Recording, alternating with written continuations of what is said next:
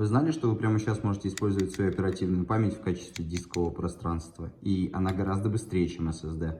Если вы используете операционную систему Linux, то вам достаточно всего лишь пройти в Dev и перейти здесь в папку SHM. И если вы создадите файл здесь, и если я создам файл в этой папке, то у меня есть файл в оперативной памяти.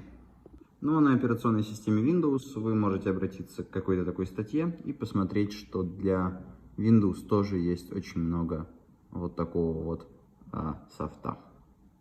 Пишите в комменты, знали ли вы этот факт и хотите ли вы его использовать в будущем. Спасибо.